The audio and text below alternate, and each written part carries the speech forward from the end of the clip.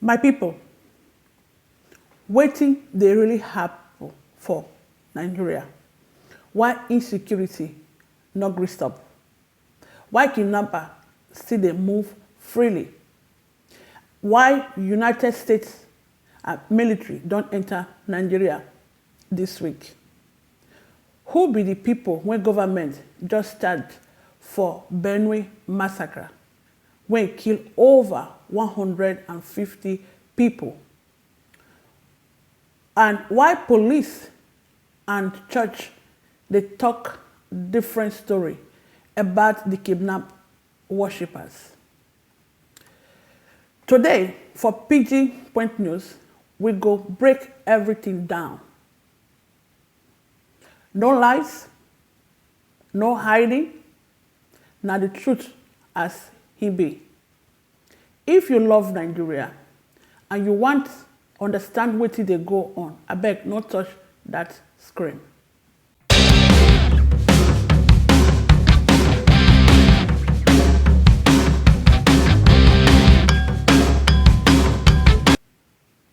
You are welcome to Pidgin Point News, the place where we dey talk Naija matter the way e be. No big grammar here, no packaging, na direct explanation for everybody. This week don hot for Nigeria. Politics and insecurity don take center stage. From Abuja to Benue to Kaduna to Borno State. The decision wey government dey take now fit affect every Nigerians. My people, make I no waste una time, make we start. One of the biggest news this week be say United States don send military team come Nigeria. No be full soldier o, na intelligence and technical support. Dem say na to help Nigeria fight Boko Haram and ISWAP. This move come enter recent deadly attacks and serious pressure on Tinubu government. So Nigerians dey happy.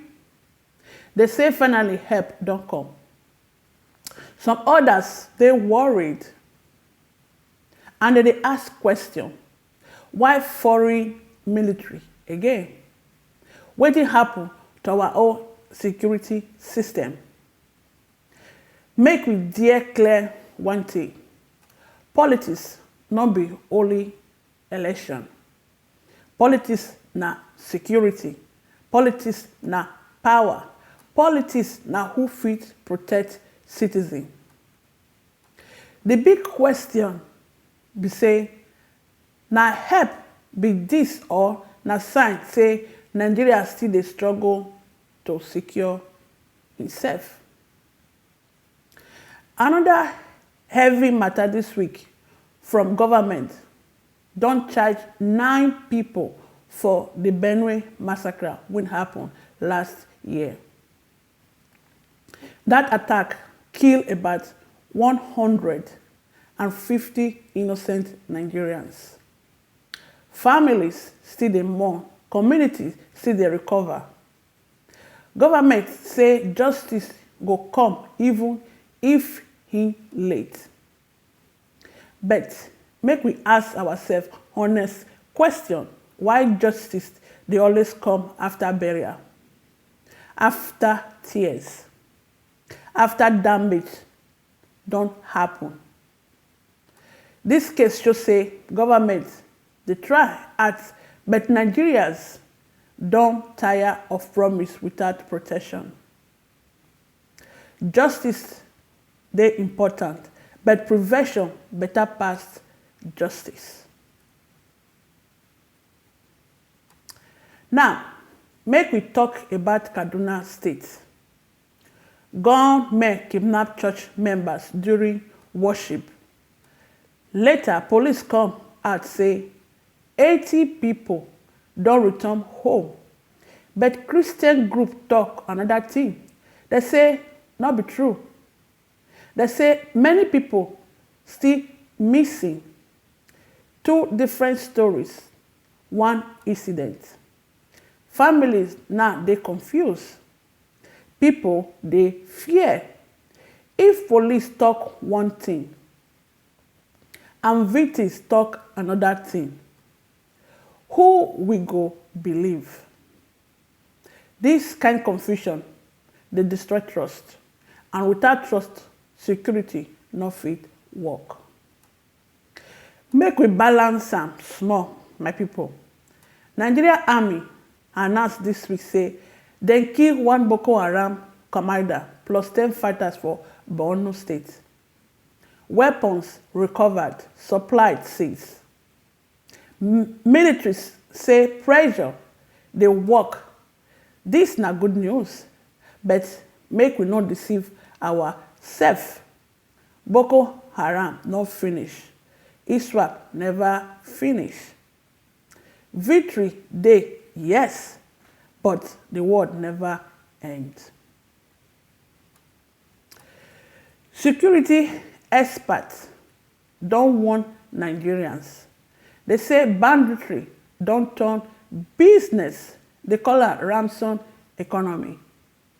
Kidnapper dey make money, ransom dey pay, crime dey increase. As long as ransom dey pay, criminals go continue. Now, ordinary Nigerians, farmers, travelers, students, dey suffer pass. My people, when we join everything together, this week, the message clear. Nigeria dey face serious insecurity. Government dey try, but results dey very slow. Foreign support don enter the picture. Citizens still dey afraid.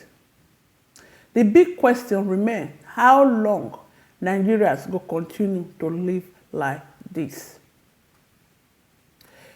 Pidgin Point news no dey spread fear. We just dey spread awareness, because awareness fit save life. Information fit push leaders to act. Truth fit bring changes. Nigeria go better, but him go take accountability, action, and unity.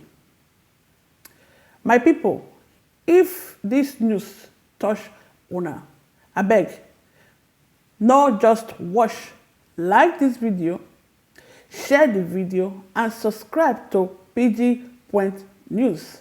Make the truth reach everybody. Until next update, stay safe and stay informed. I be una person, and my name na Lady BK.